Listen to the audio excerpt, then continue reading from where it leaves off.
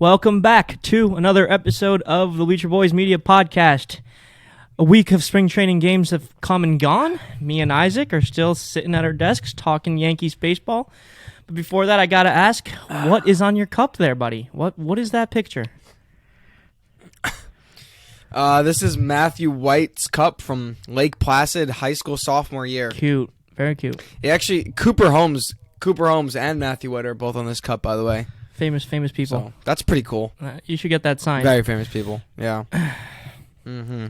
What's up? How are you doing? Is that all? Any more questions about the cup? I'm good, dude. I haven't had a productive day like this day in a long time. We took our exam today. That went pretty well. Okay. I almost didn't finish. I did about 30 minutes of work, and then the time expired, and the professor wouldn't let me write the actual solution to the problem, and I literally had done all the work, just had to plug the last thing into the calculator and do it. But then at the end of the class, he let me do it, so thank God. Then we did a lot of shopping for tomorrow, some large alcoholic beverages that require heavy lifting we purchased, so pretty excited for that for tomorrow. And yeah, we had a good day. I also turned in a couple applications. Not too bad. How are you? Yeah. I'm blabbering on here. That is a productive day. Very pretty. I don't have days like this very often. Heavy alcoholic beverage. That kegs? I cannot confirm nor deny it. It is a piece of farming equipment. It is a piece of farming equipment. Okay, so we'll leave it at that. Yeah. Eggs? Eggs are expensive nowadays, dude. Eggs. Jeb refuses to buy eggs for $5. It's actually really funny. Like, eggs before were like $3.59. Now they're $5. Eggs out of Jeb's diet completely. Like, this man used to eat like a hard-boiled egg as like a snack all the time. Now he just doesn't eat eggs. Where's your go-to spot for buying an egg? Well, I hate all the grocery stores up here. They're all pretty terrible. But we have Market 32, which is I guess like a local store. New York, like. No, it's a massive chain. Never heard of Market 32? No, or like never. There's Hannaford's too up here too, but I don't know. You love Hannaford's. Remember from when we went up? No, I don't. I like Wegmans. I like Wegmans. Okay. But all right. They don't have that up here. Today is what? What's the date? Friday the 3rd. A week of spring training baseball has gone, but I feel like the hype is going to start to die down now. Like, we got it out of the way, kind of, you know? Like, all the quotes coming in, we get hyped up, baseball's back. But this whole month of March is going to be tough. WBC is going to help out. But after like, Rodon gets his first spring start, I feel like, I don't know, spring's going to lag on for a little bit. So we're going to have to think of ideas topics to talk about. Yeah, I'm excited for the WBC. Yeah. Excited for the WBC though. I mean, that's coming up next too. So this spring training should be, I'm pretty locked in still. Like, I try to watch every game. I hate when it's not on Yes, or I really wish the MLB. This is another thing, a little side rant here, but if they would just make all the spring training games like for free on the MLB TV app. Like, at least for spring training, like why don't you do these little things to incentivize people to watch these games, like learn the players? Like, why should I have to go onto like crack streams and get my computer hacked to watch a damn game? Like, I really think the MLB, that they try to make these rule changes. Pitch clock, we can talk about that. The bases are bigger, all these things to improve the game, but yet you still can't watch baseball games when you want to watch them, and you can't watch it unless it's in your region too. Regular season blackouts, so. This is something MLB can really do. That would be awesome, but they don't, unfortunately. So yeah. Yeah, it'd be cool if they just did like an MLB TV free trial for the month of March, get everyone hooked on now, and then when the regular season starts, you make them pay. I feel like that'd be a good marketing plan. But yeah. Yeah, I mean, I don't know who works for the MLB marketing department, but they are not doing a very good job. Should we infiltrate? Come up with a few plans? We might have to. Everyone has ideas, but you brought it up. Let's talk about the pitch clock. You in favor, or are you against it? So I feel like this is kind of a double-sided take. I like the pitch clock. I think it's interesting. It is definitely frustrating when the games drag on, but I'm a baseball enthusiast, so I kind of like long games sometimes. But I like what it's doing for baseball. I like the direction we're going. I think they should increase the clock a little bit because it is sometimes a little ridiculous how how rushed they are. So if you add another 5 seconds, it's not going to kill you. I don't think an extra 5 seconds dished out between 27 outs both ways. I don't think that's really. Well, would that add like another 10 minutes maybe less? But I like. Yeah, not a math pod. I do like the clock. I think it should be a little faster, and I think they should eliminate it in playoff time or extend it in playoff time because high leverage situations you want to really think about what pitch you're throwing. But I think this also increases offense. I think the pitch clock is going to really increase offense by a lot. One, because pitchers have to rush a little bit, and also it's as a batter, it's more comfortable to just get in the box and hit as soon as you're in the box. Standing in the box for a super long time, that's why people call time. It's because it's frustrating standing in the box for so long. So I think this is going to really promote offense as well as the ban of the shift as well. So yeah. I feel like this would benefit the player like you, man. Overthinking a little bit in the box, just get the pitch and go. I feel like you would benefit a lot from this, but I do agree with you. The pitch clock has been a good addition. I feel like it is getting rid of all those like dull moments between pitches where we're kind of just sitting and waiting for the pitch to come. But as you said, I feel like in the 7th, 8th, 9th inning, and when the game is on the line, if there was a little bit more time, that's when like the dramatic moment kind of builds up. So I feel like if they kind of change the rules a little bit in there, and then late innings, that'd be better. But I feel like at some point here in spring, we're going to forget that it's even a thing because we're going to get so used to it. All rule changes are like that. I don't mind it at all. Yeah. Kay was talking about how this is going to affect relievers much more than starters because, starters kind of get into a groove unless you're like, there's some starters who take a long time. What's his name? Javier, for instance, who changed his windup. But yeah, Kay was basically saying that a lot of relievers, like we saw Wandy Peralta, who already works really fast, struck out a guy in 20 seconds, strolling off the mound. Like that was really awesome to see. Yeah. And speaking of Michael Kay, do you like Jeff Nelson? I do. What do you think of Jeff Nelson? He's very matter of fact, kind of like emotionless, and he's just like straight to the point. But he brings good points, and he might be better than Beltran. I don't know. I do like him. I think he's leagues above Beltran. I mean, there's a reason why Beltran isn't here this year. Maybin's not back either, right? No, Maybin is gone. Yeah. By the way, if you didn't catch on, we're talking about Yes Network, but yeah, I kind of want to see because I feel like Paul is like the perfect complement to a Jeff Nelson. You know what I mean? He's like the more, happy, upbeat type, goofy kind of guy. And then Jeff Nelson's like super serious, matter of fact. And then you got the K-ster in between those two. I think this is going to be a great yes year. Like, this is going to be top class, they say in England. So, I'm pretty excited. Yeah. Doesn't Nelson always do the spring training games, though, and then disappears during the regular season? Or I thought he was on like an actual contract this year, though. He might be. I thought that was the whole point. I haven't really been listening to the Yes podcast, so I'm not sure. Oh, yeah. Just the crack streams for you? Well, no, I because the games are at 1, bro. I'm watching during class muted, and then split screen, half notes, half MLB. You watch stuff during class? You don't focus all your attention on the class? Oh, yeah. That's insane, Ken. So what? You don't have class at 1? Games are at 1 now, bro. Yeah, no, I actually don't have class at 1. But lucky you. If I did, I definitely wouldn't be watching the Yes Network. Okay. Definitely not. My bad. Mom, if you're listening, Yeah, I might have to cut that out. All right, on to the topic of today. We have 3 irrational takes from spring training. Me and you, we're both on Twitter. We see all these wild takes Yankees fan have. I want to join in. We gotta add to that fire. So we brought 3 irrational takes from spring training. Before I start, though, you remember when I posted that Instagram with the caption, the Yankee season's over or whatever? The comment section of that post. Yeah. Oh, my God. Oh, no, I'd love to say that we are building a great community here, but maybe some people in our community are, I can't fuck with. You know what I think it is? People don't, your usual Yankees news account doesn't typically work with sarcasm.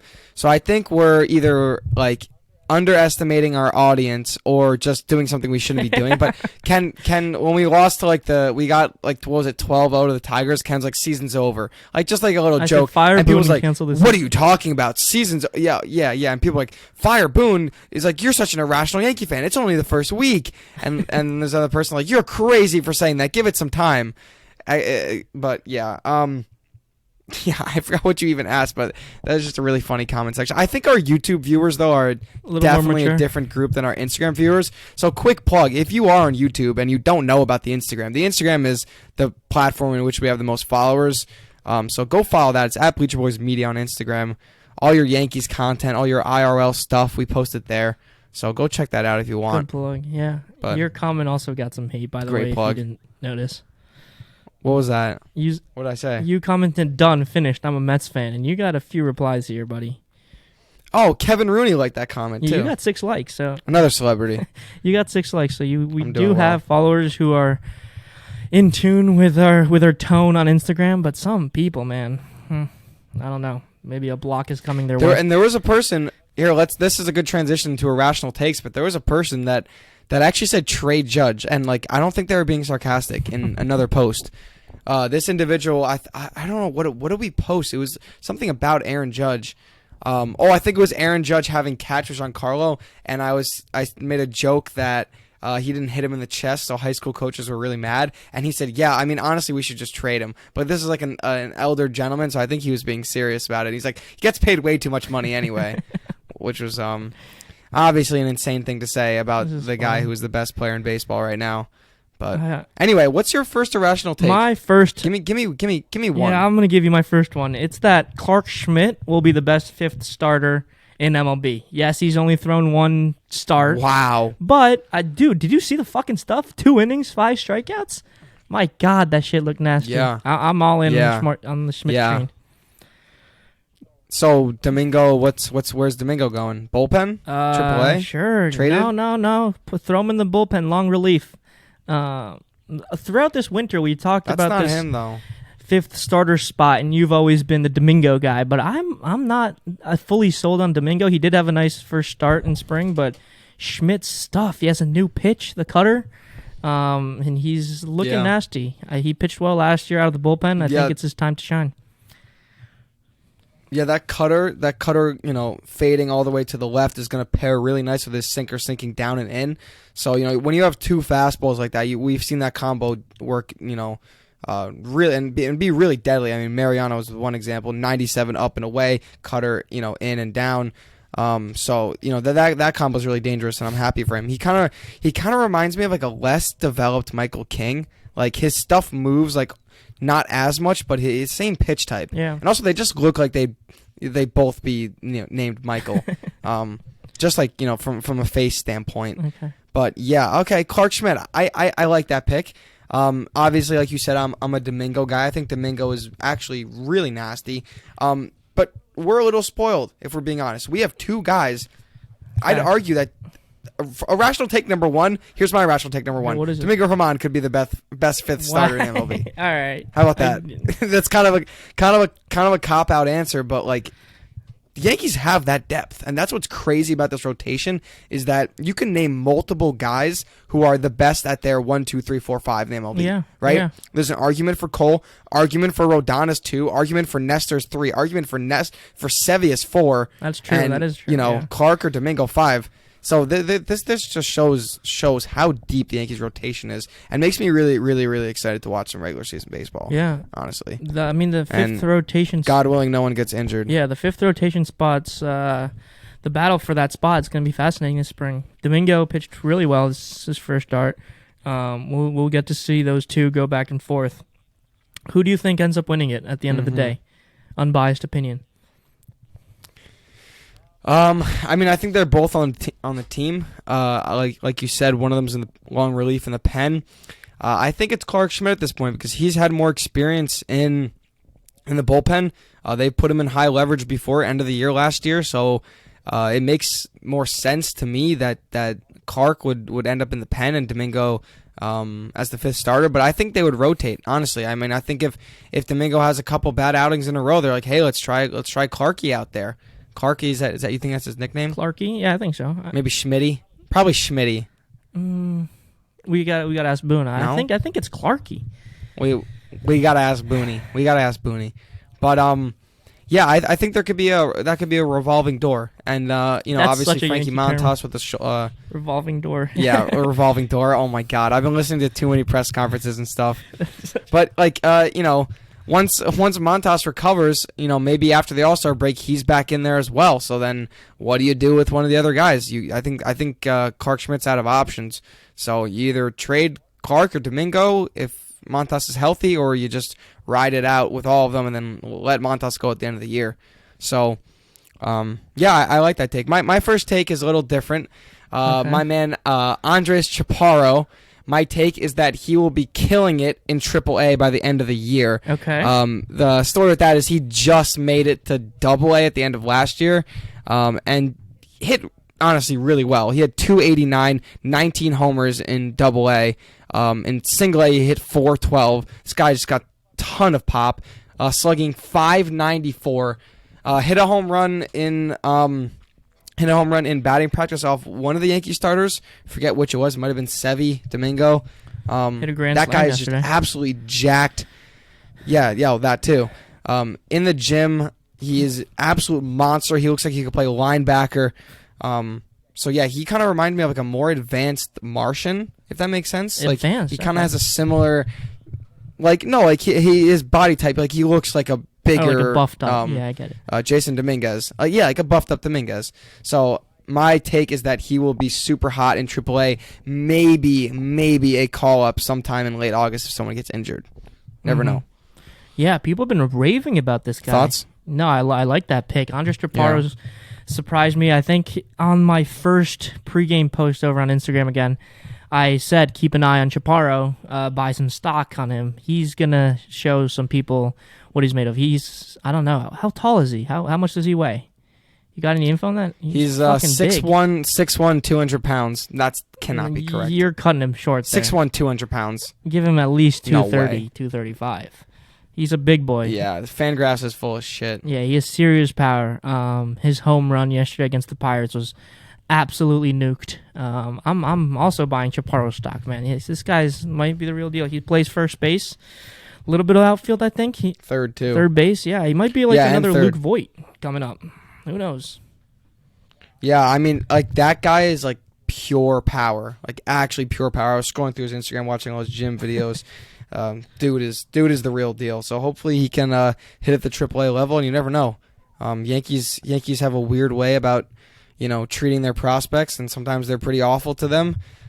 So hopefully he gets on the opposite side of the shit stick, and hopefully he gets called up. Do you have his batting average from last year by any chance that you can pull up?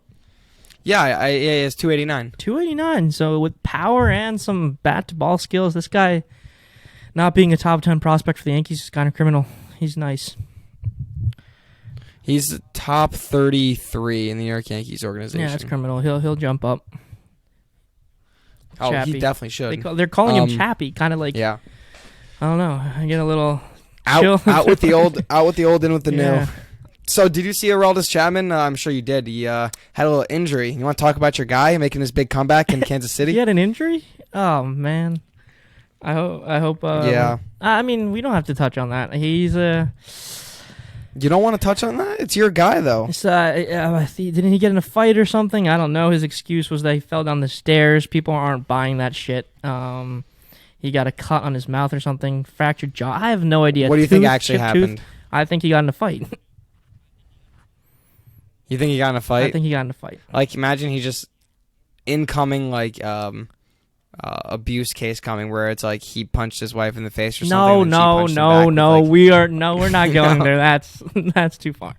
No chance. If it comes out that that's what Chapman did, are you off the Chappie train? That he punched his Are you off the wife Chappie train? and that his wife hit him back and got a chipped tooth? No. If it comes out at any point that there's a domestic violence case against Chappie, are you still on the Chappie train? No. The people wanna know. What?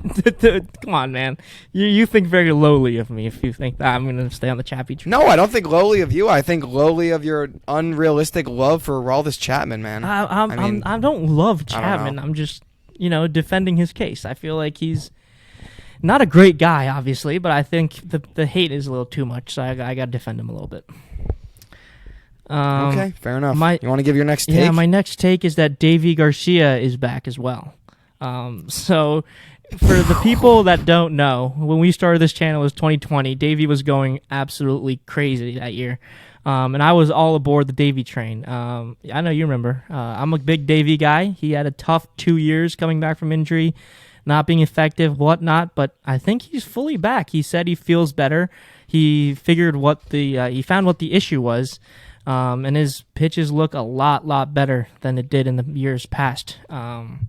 He pitched 2 innings, just 2 innings, small sample size. That's why it's an irrational take exercise here. But clean 2 innings, 1 walk, 2 strikeouts. My boy Deivi is back. Cy Young candidate. Mm-hmm. Yeah.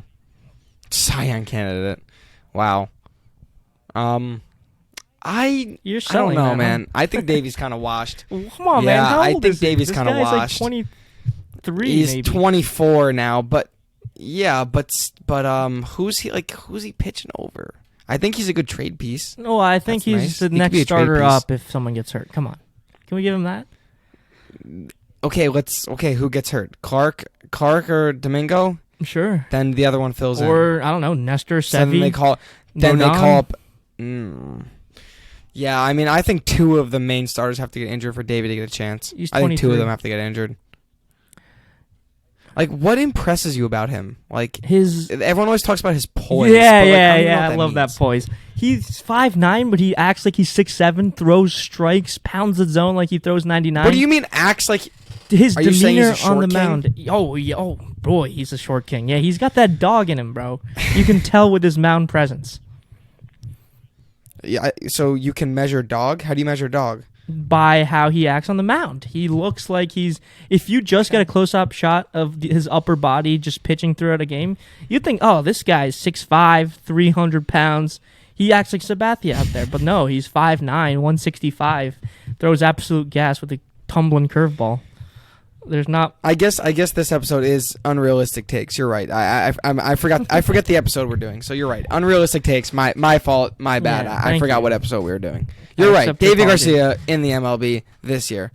Okay, mine next take is Jasson Dominguez will regress. What? Do I have any evidence for that? No. He's been nothing but good. But no, hear me out. Unrealistic takes. I think that it is statistically impossible that Volpe, Peraza, Dominguez, all the Yankees' top prospects can all possibly have outstanding record-breaking seasons. I think one of them has to regress. And if I'm being honest, I think it's Jasson Dominguez because he's moving up. He's moving up to AAA most likely. I hope so, and I think that's going to be a new level of him.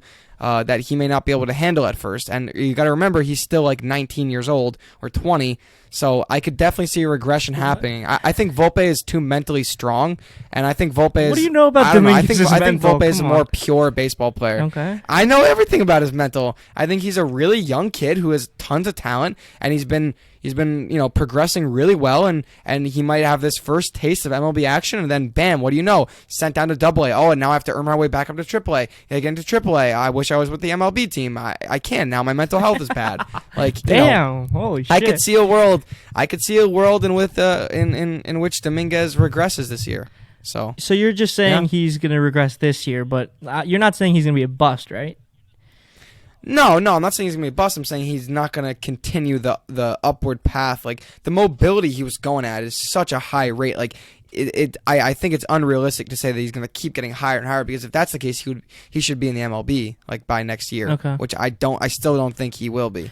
So that's my hot take. This is a little sidetracked from our irrational takes, but I had a question. Hypothetically, if Dominguez and Hicks both got everyday at-bats at the major league level in 2023, who would have better stats at the end of the year? Like, give me a stat. Like, I can't speak for all. I mean, I think Aaron Hicks. Okay. Aaron Hicks in 2023 still would. I agree with you. think hitting real MLB pitching is something that, even though I really dislike Aaron Hicks, I think he's a veteran. He's seen it all. I trust him to get it together. Not saying I don't trust Dominguez in the future. Like, let him see some AAA pitching. Guys, don't get mad at me about saying this. I know a lot of people hate Aaron Hicks, but like, dude is still a professional baseball player. Dominguez has never really seen real MLB pitching yet. So, let's let Hicks work his little walks, hit some of his home runs. Hopefully he hustles on defense, and we don't need to be talking about left field all year. Hopefully that's the case, because Aaron Hicks hasn't really had a good year in a long time. Yeah. So let's not push buttons and make it start to say, or people are start to say like let's bring Dominguez up. Let's not even have that conversation. Yeah. Yeah, I agree with you. Dominguez hasn't played a game in AAA yet. He needs some time to develop. But what if I threw the same question at you, but IKF and Volpe? I really like Volpe's swing. You look at IKF the entire year. What, he hit 1 home run, 2 home runs? I think he got a few. Yeah, but he didn't hit his first until like end of the year.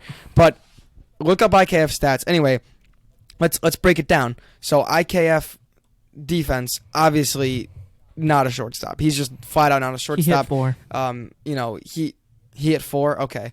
I think Volpe plays a way better shortstop, just instincts and athleticism based. I mean, you don't have to be a fucking rocket scientist to look at both of them and say, Volpe is a way better shortstop. I mean, you look at one game, he makes the throw to third, quick decision making, makes a crazy double play, has made all his throws to first, hasn't bobbled the ball. And you look at IKF, and he's stiff and mechanical, and double clutching. He kind of like throws from. He can't throw unless it's from the infield grass, like he's touching it. Right. So I would have to go Volpe on the defensive side. Now on the offensive side, IKF may make more contact, but I think OPS wise, I think Volpe would crush him. Like, I really do. Mm-hmm. I think Volpe's swing is just a powerful swing. And he's been putting the ball in play a lot too. So I honestly really think if we're going like OPS, home runs, I think I'd go Volpe. Yeah. Might see a lower average, but yeah. Yeah, I agree with you. I feel like right now, right here, I feel like even if Volpe didn't get any more AAA at-bats, I think he beats out Falefa in terms of stats. I mean, Kiner Falefa had an OPS plus of 84. That's 16% below league average. I have to believe Volpe, even without any more minor league at-bats, puts up somewhere close to league average offensive stats. Maybe, as you said, I think Falefa has a better average, maybe a better floor, but the upside is so much better with Volpe. So if we can see it, hopefully the Yankees can see it. Would you mind if Volpe started at AAA, though? No, and I think he will start at AAA. I think it's the right decision. Just like I said with Dominguez. I mean, Volpe hasn't really seen much AAA action or any, right? No, he got 100 at bats. Okay, he did come up in the end. I forgot, but you want to see him get more experience down there, be a little more consistent, and I want him to get a shot, and that all depends on how Peraza is doing. But I don't really think this is Volpe's year. I think this is Peraza's year. I hope it's Peraza's year. The worst fear is if they run back the same thing. Yeah. Yeah. For the love of God, do not run back IKF at short every game. I mean, that if that happens, I'm going to be really frustrated and not want to watch every day, even though I will. But I hope this is Peraza's year. I hope he stands out. I hope he does well. And then maybe next year after that, we see Volpe. Yeah. But also, you don't want to let him rot in AAA. That's the other thing. If he's going off, bring him up. Yeah. Exactly. I could maybe see a late August call up, but I don't see him being on the team really? At first. Yeah. Yeah. I'm still sticking to my prediction. I think I gave June or July as an MLB debut for Volpe. I'm sticking with that. I really like Peraza though. I don't know why. It's something about him. I love him. Yeah. No, I want him to like really shove it in the Yankees' face that he's better than IKF. I really want him to succeed. Yeah. Like I just want to see Peraza win. And I think a lot of Yankee fans do. Hope so. All right. I'm going to finish out my 3 rational takes with my last one, which is Harrison Bader is no fluke offensively and that he's going to go off. Oh my dude, no way. You just took my take. Do we have the same take again, bro? What? That's crazy. You read my mind. Yeah, Bader's looking like he is him. He went off in the postseason, But he's kind of continued it this spring. He hit that triple, single. The mouth guard is still there. He's looking nice. I don't know. Yeah. I think he's... So I'm buying into the Harrison Bader action too. I think I really like his swing, and I like how hard he plays. Yeah. Right. Do you see the mic'd up videos? Yeah. That is honestly what I live for. I live for those mic'd up videos. By the way, where's the Jose Trevino one? Where's the Tommy Kahnle mic'd up video? Yeah, it's like he's not. Has he pitched yet? I haven't seen him at all. He hasn't pitched yet. But So quickly. By the way, I like that take. Who's still like who hasn't played yet? Let's think about this. Who hasn't played? So you got Rodon. Obviously. Cole's making his debut today. Yep. And who else? Michael King is slated to pitch tonight. Okay. That'll be a little Cole time. to King action. I like it. Besides that, I mean, who else hasn't played? The regulars have all played. Okay, well, think about bullpen. Who hasn't pitched yet? Lasagna's pitched. Kahnle hasn't pitched. Kahnle hasn't pitched. What about a guy, Matt Crook? Has he pitched? Oh, he pitched once. Oh, I haven't seen Matt Crook. He pitched once. How was he? I didn't watch him pitch, but I saw that he pitched. I read that he... I don't know. I hope he did well. He's our guy. Kind of bought into Matt Crook. Has everyone in the lineup gotten an at bat? Like I think everyone so. in the depth chart? Yeah. Should have. I'm trying to think of someone who hasn't. Because everyone got in that one game they're really at the stadium. They're really sipping on that Westbrook Kool-Aid. Jamie Westbrook, yeah. What's that guy's story? Yeah. Where did he come from? He was not on my radar. I don't even know at all. And he's playing like, you see he's in the big boy lineup batting like fifth today. Yeah, right? Yeah. I don't know what's... No, he's not playing tonight. I don't think. He's not? There was someone in the lineup that was like... There's guys... Damn, like how are they fifth? Cole Calhoun's if you guys want the fifth. lineup every day, that's what it was. By the way, guys, if you want to check out the lineup every day, we do these posts, and you can look at the lineup, a little paragraph on the game, and we do a post game as well. Nice and professional. Yeah, Cole Calhoun. Okay, I don't know why that stood out to me. Higashi. Oh, McKinney too. McKinney's been playing a lot. Yeah, he's back on the Yankees and he's playing a lot. There's Jake Bauers also. He's getting a lot of at bats. Yeah. Any of these guys stand out? Like these second tier minor league invite kind of guys? Hermosillo, Ortega. Yeah. Chaparro. Yeah. He's kind of a prospect though. I was thinking more like these I guess major league / like quadruple A kind of guys. Rafael Ortega hit a bomb yesterday, I think. I don't know. Florial. Oh, yeah, he did as well. And also Narvaez. Narvaez was the one who walked it off as well. He bombed one. Yeah, it's exciting. He was batting like 190 in single A, so he's big time prospect. He's could Dark potentially horse. see him in the MLB this year. Do we have like the best minor league system? Like really why dark horse. Are guys so fucking good? Is it just because we're Yankee fans and we're only paying attention to the Yankees? Once you put on the pinstripes, They got powers, man. Changes people. Okay. Changes people. All right, my last take. Yeah, give it to me. My last take. Wandy Peralta will be the closer of the New York Yankees by the end of the year. Whoa, that's an irrational take if I ever heard one. Whoa. Right. Why? Tell me why. Talk me through it. No, talk me through it. No, tell me why it's irrational. Why is that so crazy? Okay, so when you look at the Yankee bullpen right now, I think the depth chart goes, you got Holmes. I think the Yankees start off with Holmes as the closer. I think you got Loaizaga above Wandy right now. And I think you got Michael King above Wandy right now. Maybe even Kahnle above Wandy. So I think a lot has to go wrong if Wandy... But, they might go, closer by committee. Wandy gets in a couple innings if there's a lefty lane because he's like the only lefty back there. There's a chance he closes a few games, but the closer at the end of the year that's a hot take. Well, that's what's the episode called? 3 Irrational Takes. What's the episode called? Right, so that kind of fits in perfectly, right? Can you talk me through So this? here's my reasoning. I think Yankees love the idea of a dual closer. They like the idea of actually any guy being able to close. But what they like to do is they like the lefty closer and the righty closer. So whether that's Loaizaga or Clay Holmes, I think they're going to pick that and Wandy to alternate. So if you have two lefties coming up in the ninth, they'll pitch him or whoever's on a hot streak. If you got mainly righties coming up in the lineup, they'll pitch Clay Holmes or they'll pitch Lasagna. So I think they'll do like a little combination where like it'll be like split opportunity saves, because we saw that, and I hope they learn their lesson, that if you send the same guy out there every time, even when he's struggling, you're going to start losing games. That's exactly what happened. Okay. So I really think that the Yankees like that double-pronged closer role, and I think Wandy has the biggest balls in that bullpen. I really do. I think I have so much faith in Wandy to get the job done. Like, I think his changeup combo works well to righties, and the sinker changeup combo, works well to righties. And then he's so tough for a lefty with that hard inside sinker. I really think he's a great multi-purpose closer. Okay. But so yeah, it's obviously a stretch, but that's the take, right? That's the game we're playing. So.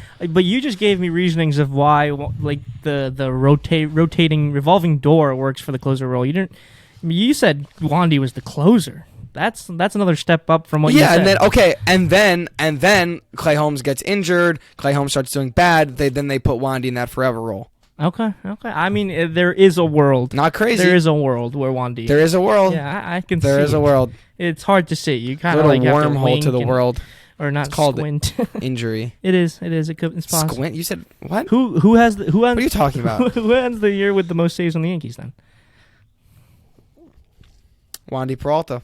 You really believe that? Our takes are over? No, I can't say that.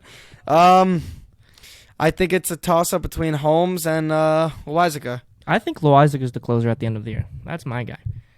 I don't think you can trust Holmes. Yeah. But that's not so irrational. That's why irrational takes are over. This is me speaking now. Oh, irrational takes, we're done? We're done, yeah. That was our three. We got okay, great. There is no chance Wandy Peralta is the closer at the end of the year. Closer of the MLB. I'm kidding. It could happen. Could happen. You remember this? What I said at the end of the year. Okay, yeah. I'll pull this up at the end of the year. Leave a comment below if you think that's crazy or not. I think it's crazy. I have another fun question. Who starts more games at third base, Donaldson or DJ and Oswaldo combined? DJ and Oswaldo combined. I mean, I hope, because if not, then DJ's on the bench. And I can't. If not, that might mean Donaldson's going 40 home runs, 120 RBIs. What'd you say? I said if Donaldson is getting more starts, that might mean he's having an outstanding year. Who knows? I'm having trouble. You're breaking up. I'm having trouble hearing you. So Wi-Fi. Fuck. I don't know. I like DJ at that position. I'd rather have DJ. Obviously, it's my guy, and I don't think they're going to take Glaber out unless Glaber's glabering. So stop. That's not nice.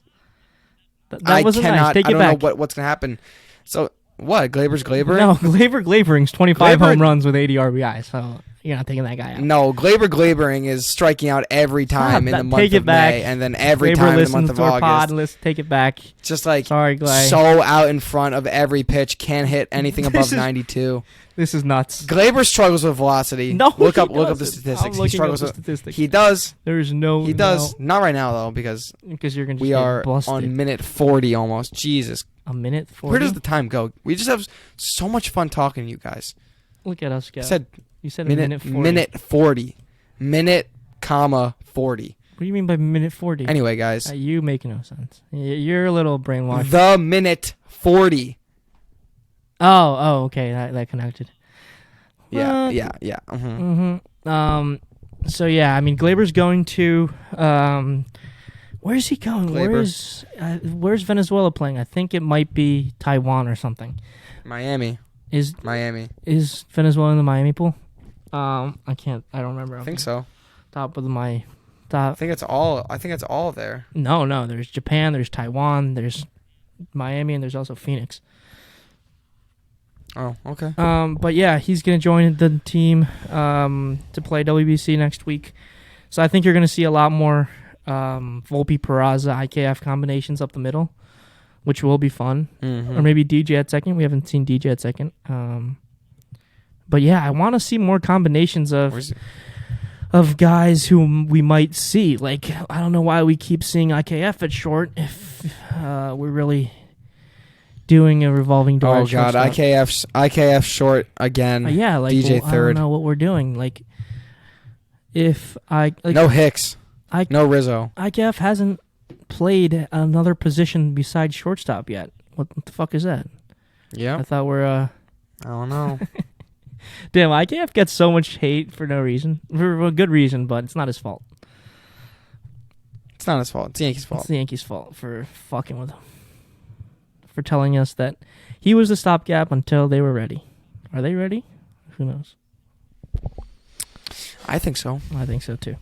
All right, give me one thing you're looking forward to for the next week of baseball.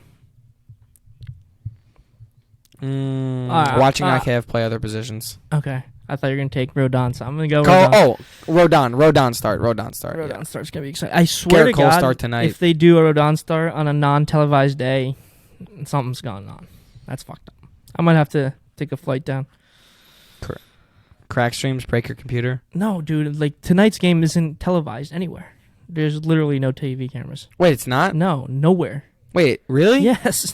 Did you read my caption? Read my caption right now on pod.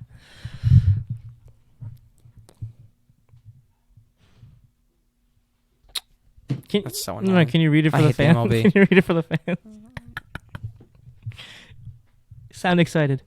It says, Garrett Cole first spring start. Bunch of the regulars are on there Friday night. Can't wait. Excited to... Oh, game not televised. That's the whole thing. I can't read. That's the whole thing, yeah. I hate the MLB. Can we just end on this note that I hate the MLB? Okay. Come on. The Judge is in the lineup, Glaber in the lineup, DJ in the lineup, Garrett Cole pitching. Stanton in the not lineup. Televised. Thanks very much. Stanton in the lineup. Cole pitching. Cole pitching. Michael King pitching. Whatever. All right. You can close the show if you would like. You got it, dude. You were hosting today. You brought the spice, so you can close it. All right, guys. Yeah. Well, before we leave, I just want to tell you guys to hit that subscribe button and make sure to like this video, because you know what happens when you like the video? It goes to people's recommended pages, all right? That's what happens. So that helps us out. It brings new viewers into our channel. Subscribe. We start growing, and that's how we grow. So if you would like, or if you liked any of our content, just hit that subscribe button and helps us out. So we would appreciate that. But thanks for listening. And yeah, leave a comment, DM Isaac, do whatever you want. Hit the Instagram link and follow us there. See you guys next time, and we'll be back on Wednesday for a new episode. Peace.